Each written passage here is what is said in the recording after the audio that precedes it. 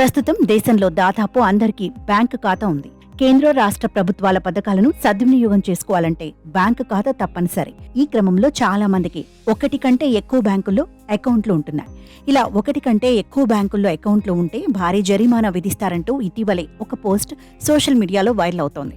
అది నిజమే అనుకుని సామాన్య ప్రజలు ఆందోళన చెందుతున్నారు. ఈ క్రమంలోనే వైరల్ అవుతున్న సందేశంలో నిజం లేదని భారత ప్రభుత్వ ప్రెస్ ఏజెన్సీ అయిన press information bureau PIB clarity ఇచ్చింది. రిజర్వ్ బ్యాంక్ ఆఫ్ ఇండియా కొత్త మార్గదర్శకాల ప్రకారం ఒకటి కంటే ఎక్కువ బ్యాంకుల్లో ఖాతాలు నిర్వహిస్తే పెనాల్టీ విధించడం ఉండదని తెలిపింది.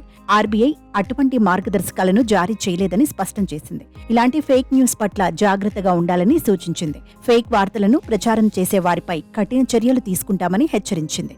మరోవైపు ఒకటి కంటే ఎక్కువ బ్యాంకు ఖాతాలు ఉంటే ఏదైనా సమస్యలు ఉంటాయా అనే ప్రశ్నలు కూడా పలువురిలో తలెత్తుతున్నాయి.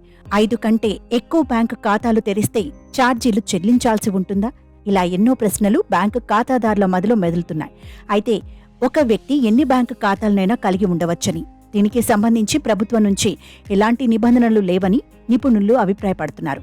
కానీ 3 కంటే ఎక్కువ సేవింగ్ ఖాతాలు కలిగి ఉండటం సమస్యలను కలిగిస్తుందని అంటున్నారు. ఎందుకంటే జీతం ఖాతా తప్ప ఇతర ఖాతాలలో కనీస మొత్తం బ్యాలెన్స్ మెయింటైన్ చేయాల్సి ఉంటుందని అన్నారు. అలాంటి పరిస్థితుల్లో 3 కంటే ఎక్కువ బ్యాంక్ సేవింగ్ ఖాతాలు తెరిస్తే ఆ ఖాతాల్లో కూడా మినిమం బ్యాలెన్స్ మెయింటైన్ చేయడంతో పాటు ఎప్పటికప్పుడు ఆర్థిక లావాదేవీలు జరపాల్సి ఉంటుందని తెలిపారు. అలా చేయకపోతే ఆ ఖాతాకు బ్యాంక్ జరిమానాలను విధిస్తుందని అన్నారు. అంతేకాదు, మొత్తానికే 6 నెలలకు పైగా బ్యాలెన్స్ మెయింటైన్ చేయకపోతే ఆ ఖాతాను డీయాక్టివేట్ చేసే అవకాశం ఉంటుందని పేర్కొన్నారు.